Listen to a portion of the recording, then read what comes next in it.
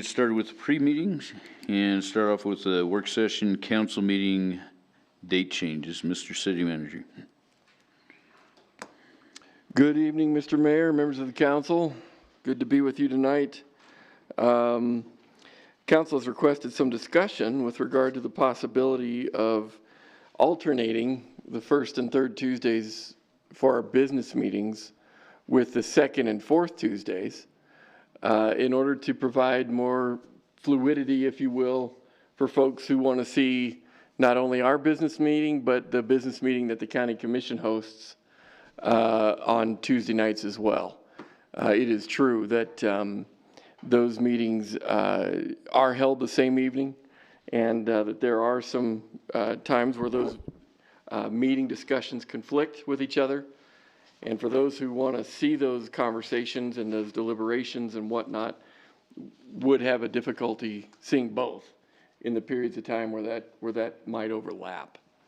And so the question before us was whether or not that would be problematic for us as it relates to the operations and preparing for meetings and working with that and so forth. And the reality is that there's really only one time in the fiscal year where that would pose a problem.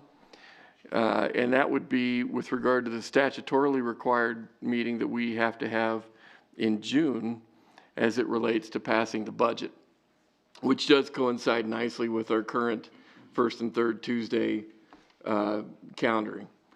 I wouldn't say that that's insurmountable as an issue, however. I mean, certainly we could have a special meeting for that night and still be, I believe, in concert with the statutes.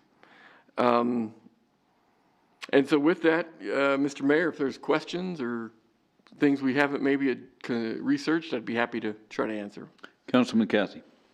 The one thing, until I got to reading through all of that particular note that was in the packet, it had not dawned on me that basically the third Tuesday of every month is the Chamber of Commerce meeting, which it starts at 4 o'clock. So if we were to swap, then basically that would virtually eliminate a council member being able to be liaison and attend those meetings, unless the chamber decided to be willing to move their meeting.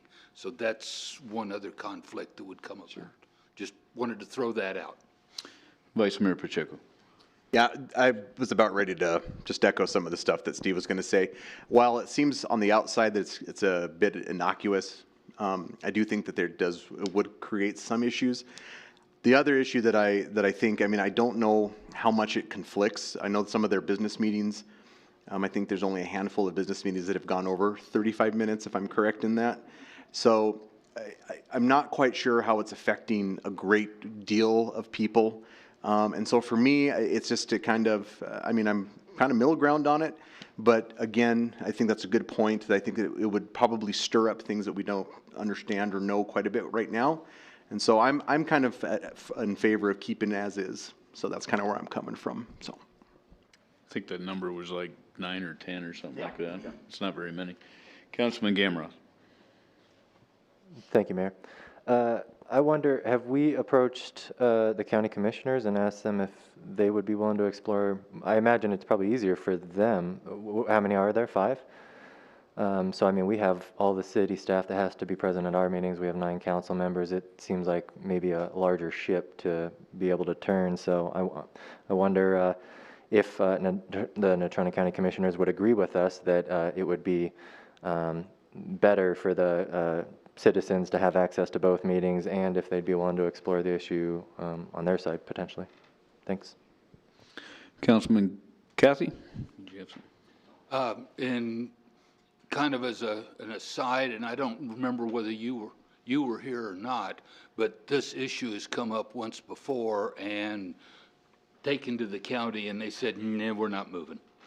So, as I remember. Councilman Nell. Thank you, Mr. Mayor. I was obviously the one that brought this up in the first place. After receiving several phone calls and people saying, you know, our meetings are at the same time as the county's meetings, can we do something about it? And so the more we get into it, of course, we realize in order to swear in new council members every 2 years, we would have to have a special meeting, or push that all the way back into the middle of January, which is not appropriate. It's also going to create budget issues. I understand that. It seems to me it is definitely worth discussion, because one of the things we talked about in our work session last week was creating better communication with our constituents. And so this goes right to the heart of that. The answer, I don't know. I think maybe we ought to look at reaching out to the commissioners again and maybe seeing if that's something they'd be willing to do. It's only 5 meetings for them. For us, it's a tremendous amount. So it'd be a lot less taxing on them to do that. You know, and like the Vice Mayor said, from the outside, it looks pretty simple to just swap them, which I thought so too. But the more we get into this, the more difficulty I'm seeing with it. But there's got to be some middle ground where we can take care of this and take care of our constituents. What that is, I don't know, but instead of just voting yes or no on it, I'd sure like to see a lot more discussion go into it, and give us an opportunity to talk to the county and maybe see if we can work something out, maybe that way. Mr. Manager, I don't know if it's something that you'd want to do, or even I could reach out and talk to Commissioner Hendry or Bertaglio or one of them over there and see if there's some middle ground that we could reach to accommodate both sides.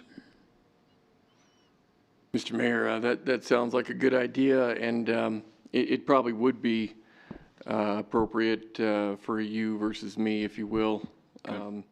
But on the other hand, I work for you guys. You just tell me what you'd like me to do, and I'd be happy to follow up. Nope, if council's okay with it, I'll reach out to them and we'll see what we can get done, so. Perfect. Okay. Perfect. Thank you. You bet. Thank you. All right, we'll move on to financial policy guidelines. Mr. City Manager. Thank you, Mr. Mayor, members of the council. We talked a little bit about this last meeting, wherein we still have some work to finish up with as it relates to financial policies, and in particular as it relates to some of the expectations that the feds have with regard to things that they'd like to see in our financial policies. And so I would tell you this is probably the last part or phase, if you will, of a number of changes and discussions and so on that we've had over the last 4 years. As it relates to those changes and those issues, if I could invite Mr. Pitlick to come up and kind of walk us through some of those, at least some of the major portions, that would be very helpful.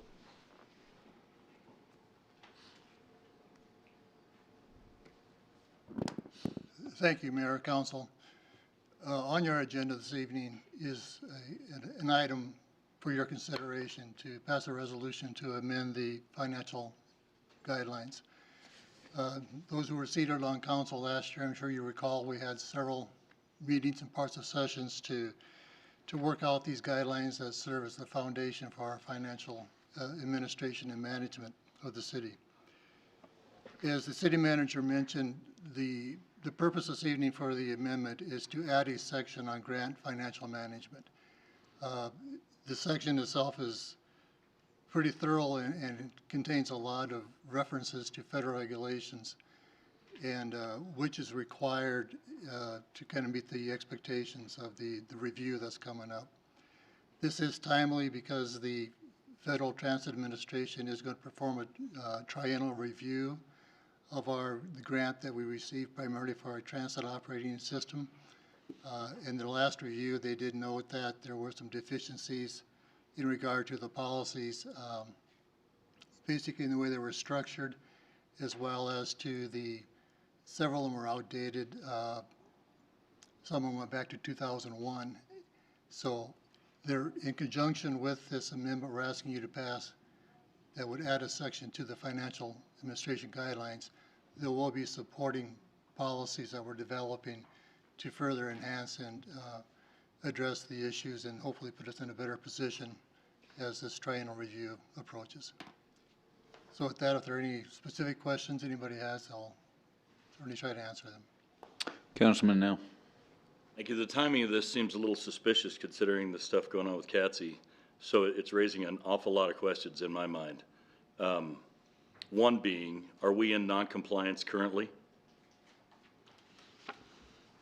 No, this actually has started well before any issues that have come to light recently. This review has been planned for quite some time, and I've been working on this in conjunction with Ms. Becker for several months now, trying to get prepared for this review. So, Are we currently in non-compliance? not to my knowledge. The issue that this will address is certainly from the policy perspective. But to my knowledge, there's no non-compliance other than they were concerned back 3 years ago when they did this review that our finance policies were not in as good a shape as they would have liked to see them. So nothing in here specifically addressing any issues that may be taking place now.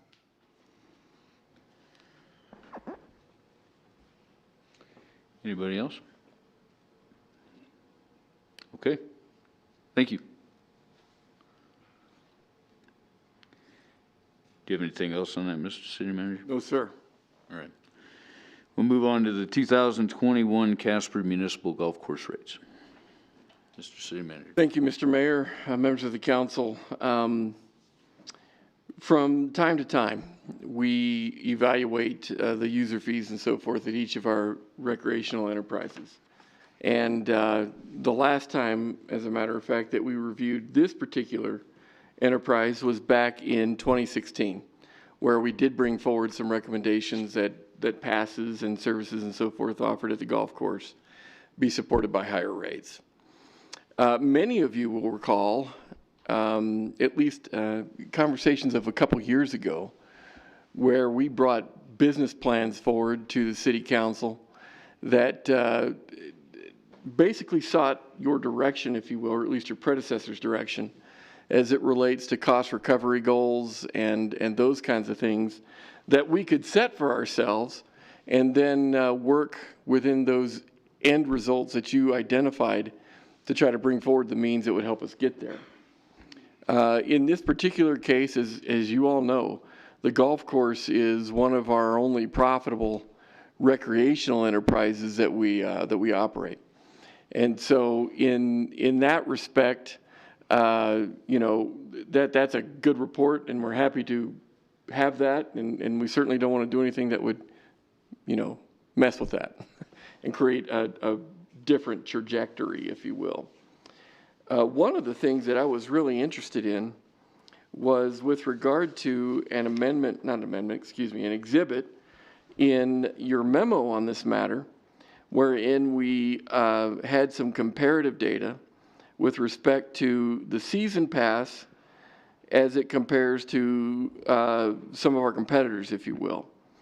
It certainly struck me as being very interesting that as it relates to at least our local competitors, there is quite a bit of a margin with respect to season passes that we would charge at the Muni compared to what season passes are demanding at some of our other courses.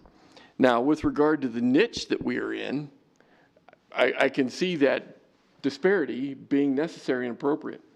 However, I would also suggest that there probably is room with regard to conversations like this.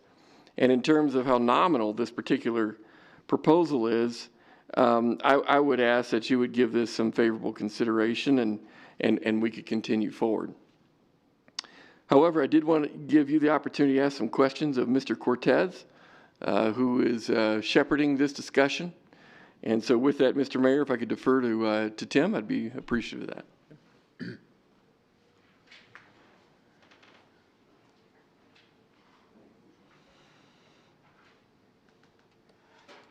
Mr. Mayor, members of council, I wouldn't have a lot to add to that other than we recognize that fee increases are difficult, and we realize that that could get you some phone calls and some emails and such. So we do a lot of homework, even when it's something kind of as small as what we're discussing here, which is a $25 increase to our season passes and half season passes. So we tie it to what the city manager said. You know, we look at our comparables within the city, kind of in the region, but we also like to tie it to things that have been upgraded or additional amenities that have been introduced. And so we think the golf course is kind of ripe for this discussion, which is we have a new restaurant that's been refurbished and put in place. We're currently, thanks to you all supporting us, we're currently putting in new flooring and dressing up the basement of our clubhouse, as well as a new cart fleet that we put in 2 years ago. So, I mean, we're trying to keep, up with the amenities and keep things nice, but at the same time, that comes with an increased cost, and that's kind of what you see here. We would say that it suggests a little bit higher, maybe increase, but just coming off of the pandemic and everything like that, we thought it would be wise to stair-step it in a little bit, see how the competitors in town react, don't react, and then maybe come back at a later date for something in addition to what we're asking tonight. The only thing else I'd like to mention is I did get this discussion in front of the Leisure Services Advisory Board last week via email, which Councilwoman Ingebretson was a part of that discussion, and hopefully she followed some of those emails. And it was unanimous throughout that board that given what we're looking at here, it was more than fair, they felt. And so I'd also throw that kind of to you as some additional favor for the discussion. With that, I'd take any questions. Tim, is it just the season passes then, or will the regular day pass see anything? It is just season passes for now. Green fees will remain same because that's mostly driven because the competition and where our niche is being a value play. We didn't think we wanted to raise that at this time. Okay. Any other questions by anybody? All right. Thank you. Do you have anything else on that, Mr. City Manager? I do not. Okay, so we'll move to agenda review. Mr. City Manager. Mr. Mayor, I don't have anything that I would recommend for further discussion at this point unless council has some questions or concerns about tonight's meeting. Anybody? Councilman Cathy. The only thing I have, and it's not specifically about that, is this clock tied to anything within the rest of the city office building? It is absolutely not. Can we get it set to the right time? Of course we can. We may even be able to do that before we start, Mr. Mayor. Absolutely. Thank you. Mr. City Manager. Mr. Mayor, I'm sorry, I did forget one item, and it was brought up, and maybe it doesn't warrant more discussion tonight, but it was my understanding that we were going to talk about tabling or postponing the readings for the tobacco ordinance. If it warrants a little bit of discussion, a reminder, maybe that's all that's necessary. I'm not sure. Vice Mayor Pacheco. Yeah, so we, our ad hoc committee met a couple times, and most recently we met on Monday morning to kind of just flesh out a little bit about what that's going to look like, and really the reasoning behind tabling it, I shouldn't say table it, but postponing it to a date certain, which would be 2 weeks from today to the next business meeting, is really giving an opportunity for John to craft the right language for an amendment in regards to how do we work with 17 and younger when it comes to kids being caught and then ticketed with tickets or with getting a ticket for tobacco or nicotine possession. And so we found it to be an opportunity to really be able to have that conversation and do that. And I know Amber wanted to say a few things too, and so I was going to pass it to her. But I feel like this gives us an opportunity to really kind of look at it and how we can, rather than look at punishment per se for especially teens and younger kids, which I've had the blessing to work with them for the majority of my career, both in prevention and in other ways as well. It's critical through data, and it shows through data and everything else that interventions and education works. Given the opportunity that we can talk to them, is it 100% foolproof? Absolutely not. But we do know it gives them a better chance, especially from using tobacco type products to do that. And so really this is kind of a driven behind that to see how we can do those things, because after the time that it changed in the state legislature to a $25 fine, it just kind of blew the education and intervention process out of the water. And so that's why I'm kind of going that direction and hoping I can get support to give John some time to craft a good amendment on that. Amber. Councilmember Pollock. I guess, really, I would just add that to try to simplify what we're working on, in my mind, what we had before, the ordinance that we had before was basically serving our goals of finding intervention for young folks who broke the law and were caught in possession of tobacco or nicotine.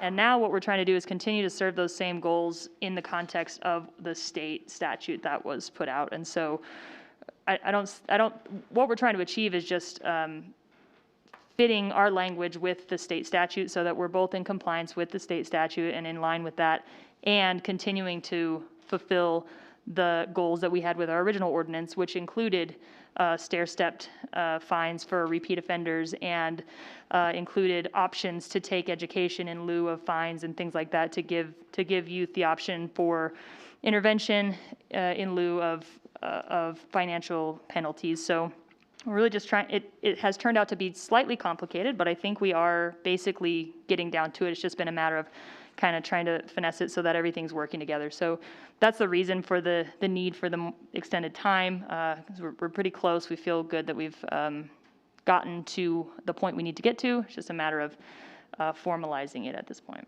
You can say one more thing. Sure.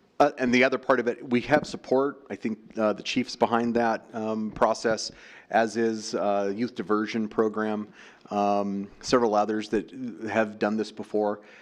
Prevention agencies are behind seeing this. So quite a bit of support behind trying to say, how do we craft this? And I think, and I'm so glad Amber brought that up. It's basically was already in our ordinance prior to, so we were doing this for a long time. We're just trying to make that an opportunity to do that again.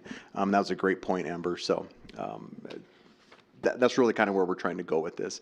And John, I didn't know if you had anything you wanted to add from a perspective of that. So Mayor, if we could have John maybe say a couple words. No, I think that the council members have done a good job, and so we just ask your indulgence. We'll have something kind of crafted and ready to go and for your discussion. And we'll try to put a little bit in the extra information in the memo that'll come to you, talking about the pros and the cons and some of the reasons why we would be looking at this. And also then, raising some kind of technical questions with respect to how this blends with the state statute. So feel free to give me a call when you get that or whatever, and then of course it'll be ready for your discussion 2 weeks from today. Okay, thank you. Anybody else on any of that? All right. Thank you. You bet. If we're ready by this clock here, we're like a minute away. I guess we could go ahead and just start into the meeting if you're good with that. Okay. So before we begin this evening, I'd like to remind everyone to silence their cell phones at this time. And I now call the March 2nd, 2021 regular council meeting to order.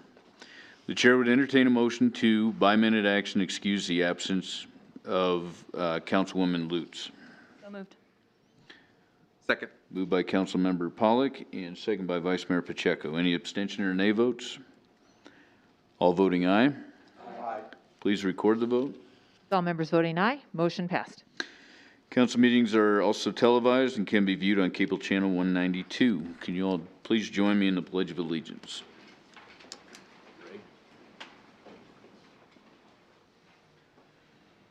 I pledge allegiance to the flag of the United States of America and to the republic for which it stands, one nation, under God, indivisible, with liberty and justice for all.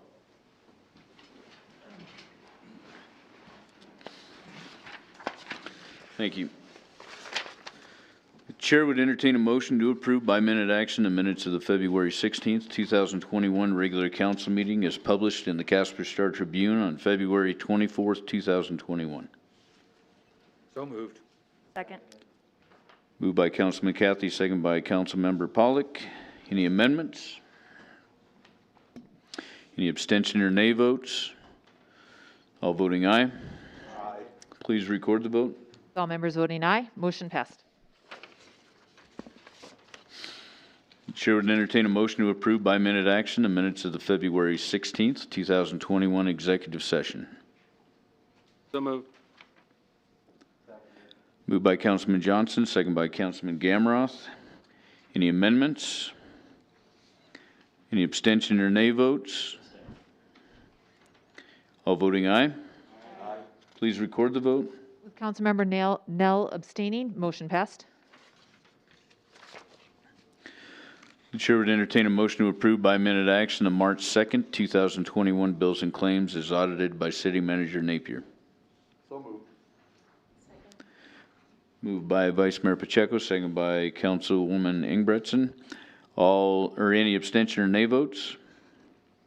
All voting aye. Please record the vote. All members voting aye, motion passed. Now is the time that we invite anyone in the audience who wishes to speak with the council to come forward. As stated on the first page of the agenda, we ask the following. Please state your name and address. Direct all questions and comments to the mayor and only the mayor. No personal attacks on staff or council will be tolerated. Council will not respond to personnel matters. These will be referred to our city manager. Questions posed by speakers may or may not be responded to by council members. Presentations will be limited to 5 minutes and no duplication of speakers will be allowed, nor will time extensions be permitted. Please note the public hearings and ordinances each have their own comment period, so please hold your comment on these items until we reach them.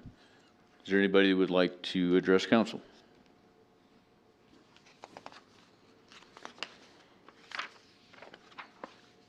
Mr. Steensland? Steensland, 533 South Washington. Don't want to make this a habit, but did watch the work session last week and had a couple comments. Parking on the parkway, I think it's going to be a headache and a big headache no matter which way you go, but I'm totally against parking on the parkway. I didn't even know how you would enforce it if you did it any other way. If you just say you can't park there and then enforce it, maybe it'll stop, but I doubt it. And then as far as aligning your meetings up with the county commissioners, I don't follow the county commissioners, but I do read the paper, and some of their meetings are less than 15 minutes long.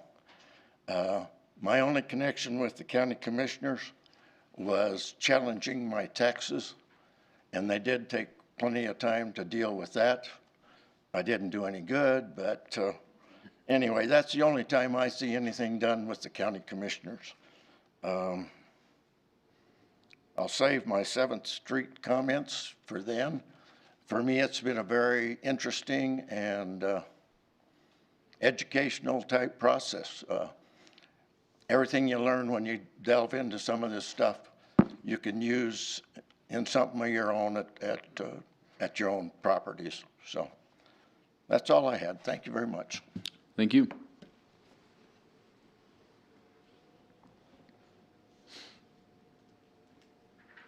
Is there anyone else who would like to address council?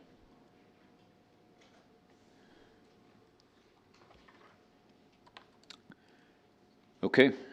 Please read the consent agenda titles.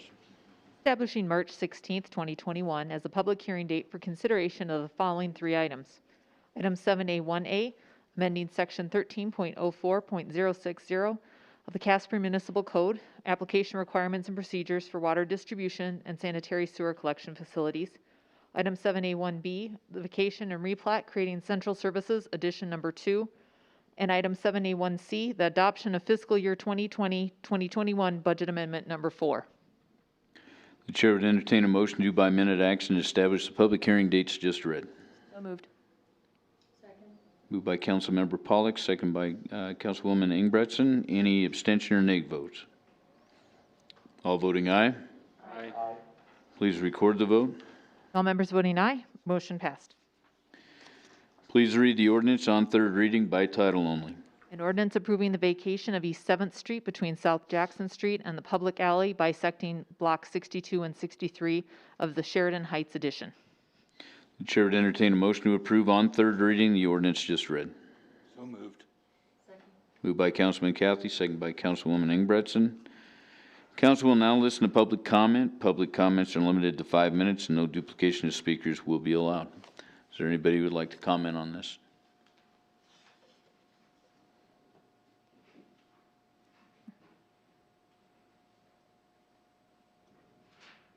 Well, I know there's two people here that have an interest in this project, so I don't know why they didn't step forward.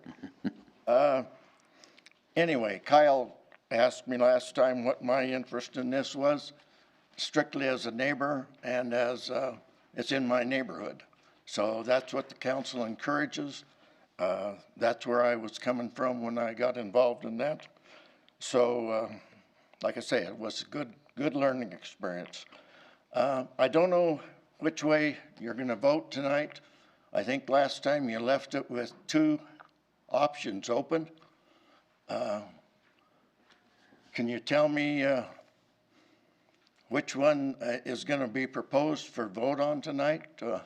One was to do a survey and put it up for sale, I believe.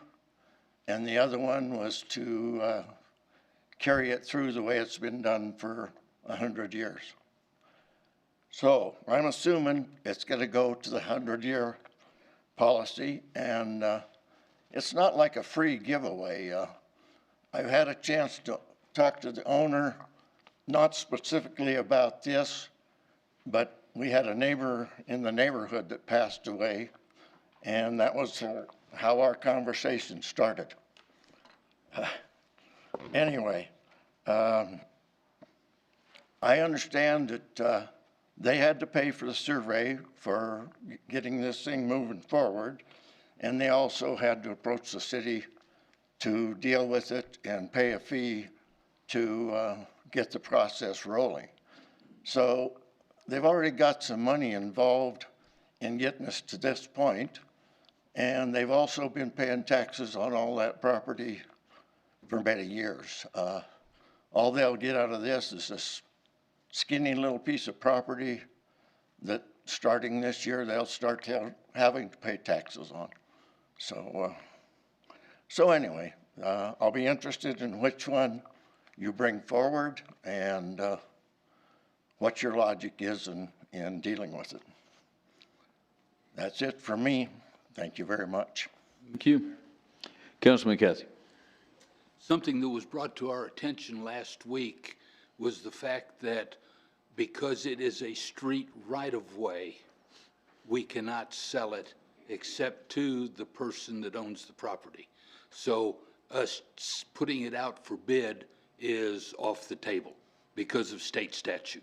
I don't know whether you caught that last week or not, but so that eliminated that potential aspect. So I wanted to pass that on to you, and also I'm making that statement because I know Councilman Nell was not here last week when that came up, and I wanted him to understand that as well, that we cannot offer it for sale except to that individual property owner.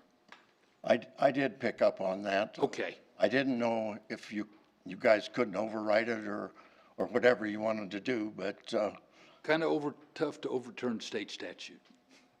well, yeah, and in my mind, it's kind of tough to do away with a 100-year way of doing something just on this one instance. And I think Councilman Lutz capped it all off well when she said there would have been no issue had the same property owner not owned both sides of that easement.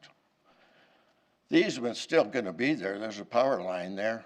It pretty much ruins the north side of that lot as far as doing anything with it. So anyway, I'm hoping you will deal with it and just carry on. As a follow-up to that as well, that easement we could charge for, and we have charged for vacating easements, but that particular easement has utilities in it, so we aren't able to vacate it. But in the past, realtors, property owners, developers have come to the city to vacate unused easements, and we have charged them for that. I see. Yeah. Well, just a power line hanging up in the air 30, 40 feet. So anyway, thank you very much.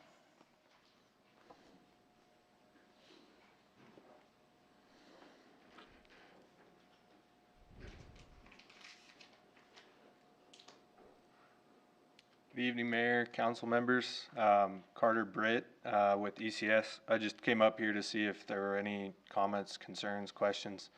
Seems like the last couple of meetings, most things have been addressed, but just wanted to clarify. Any questions from council for Mr. Britt? Okay. Okay, thank you.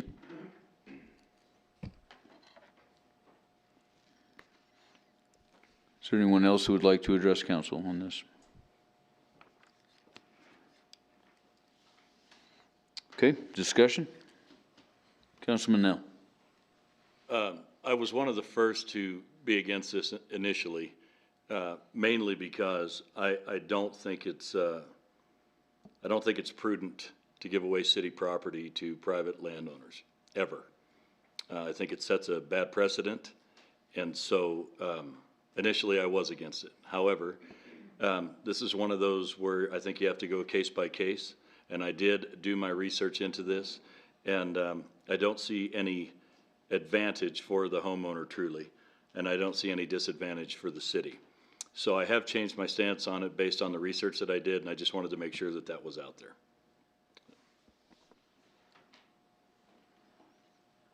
Any other discussion? Okay, any amendments? Mayor, I don't recall you getting a motion and a second to move forward. Maybe I just wasn't paying enough attention, but. Yeah, Did it go through? Councilman Cathy and Councilwoman Ingridson. Okay, any amendments? All right, any abstention or nay votes? All voting aye? Aye. Please record the vote. With all members voting aye, motion passed.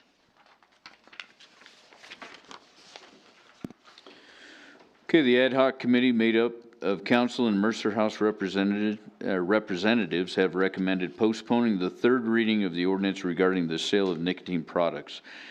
The chair would entertain a motion to, by minute action, postpone this matter to a date certain of March 16th, 2021. So moved. Moved by Councilmember Pollock, second by Councilwoman Ingridson. Any abstention or nay votes? All voting aye? Aye. Please record the vote. With all members voting aye, motion passed. Please read the ordinance on second reading by title only. An ordinance approving a vacation, replat, subdivision agreement, and zone change for the Trails West Estates Number 4 Addition subdivision in the city of Casper, Wyoming. The chair would entertain a motion to approve on second reading the ordinance just read. Second. Moved by Vice Mayor Pacheco, second by Councilman Johnson. Council will now listen to public comment. Public comments are limited to 5 minutes and no duplication of speakers will be allowed.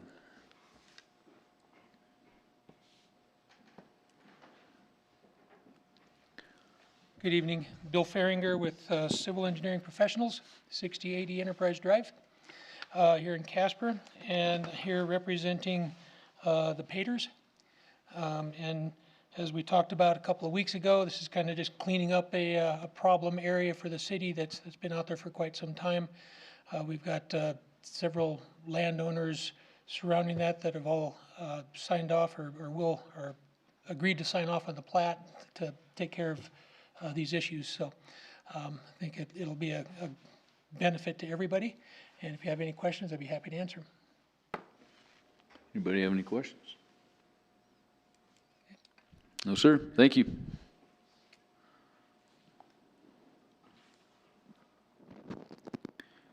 Anyone else who would like to comment on this?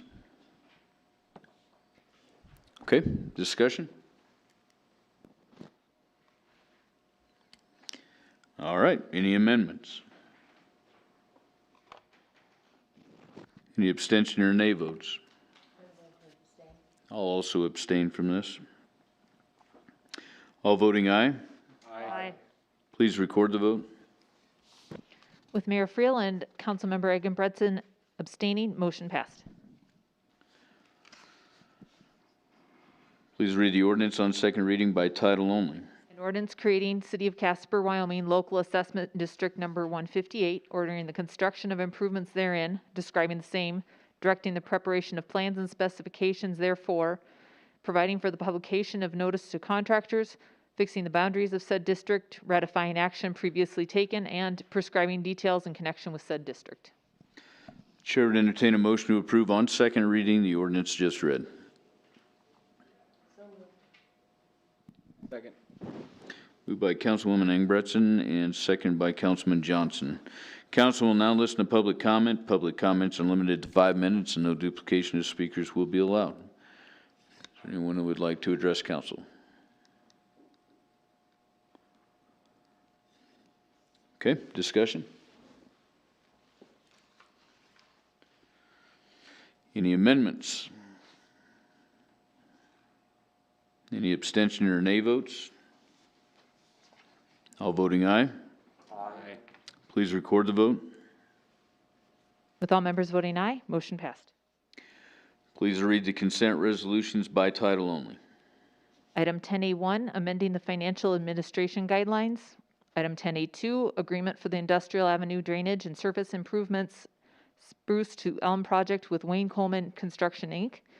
Item 10E3, a contract for the fiscal year 2021 through 2023 traffic counts data collection services with all traffic data services.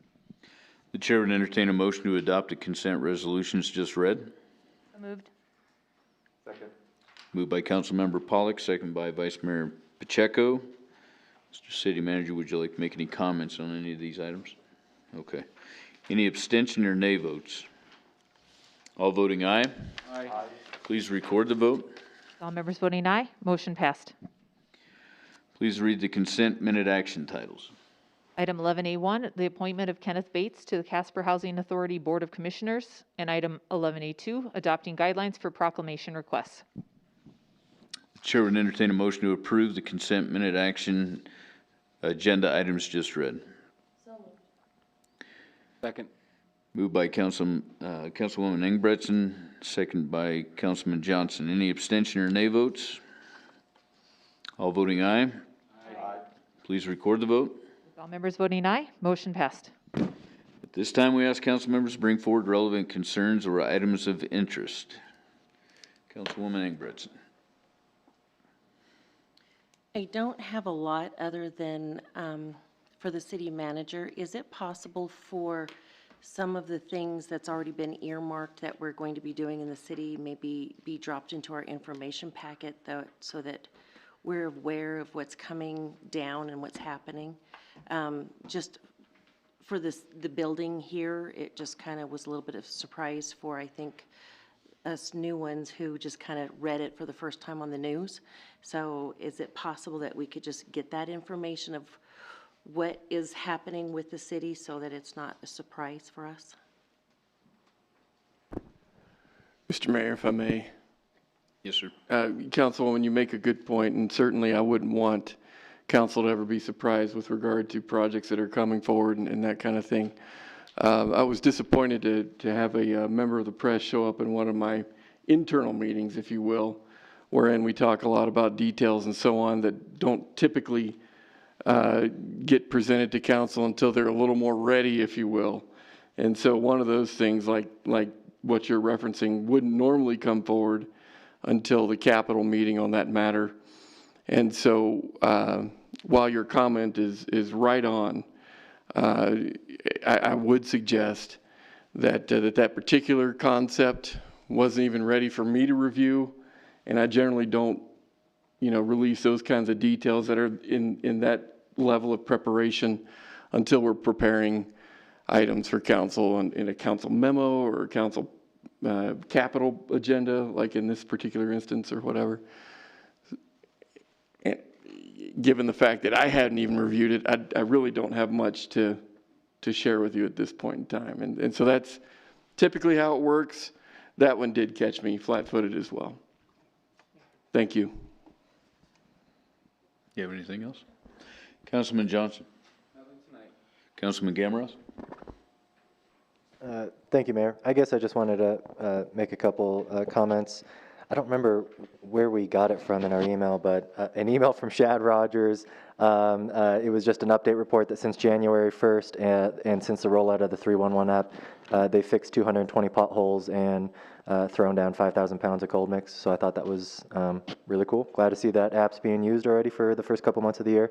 And then I also wanted to thank, I believe we mispronounced their name earlier, but Mercer Family Resource Center. Used to be Mercer House, but Ray, I think, Corey made sure to, I think they had gone through a rebrand at some point. So, but wanted to thank Mercer Family Resource Center for, they had a lunch and learn type event last week and invited a lot of people from the community to learn more about their programs. And Ray and I believe were there representing council. So just wanted to thank them as well. Thank you. Councilman Nell.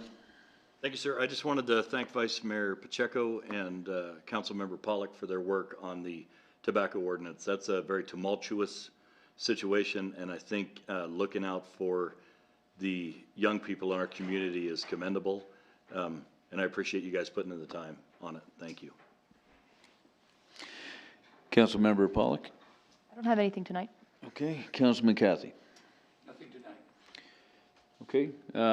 We had CNFR meeting yesterday, and we're full steam ahead. It seems like all the there's a few colleges that are dealing with their COVID issues of getting students here, but they're working those details out. But looks like it's going to go off like it normally would and have a good event like we did.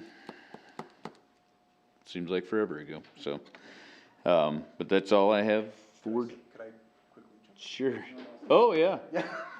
Well, I was just going to jump right over to the Vice Mayor because I really didn't want to listen to anything you had to say tonight. But Vice Mayor I have Pacheco. really low self-esteem anyway, so this doesn't help the situation. The only thing I really want to talk about, I had several meetings last week, and but I do want to also thank the Mercer Family Resource Center for having that luncheon. We did talk about some prevention and some of the things that they do. I appreciate the communication they had about how they operate and how we kind of actually work pretty in tandem with them as well.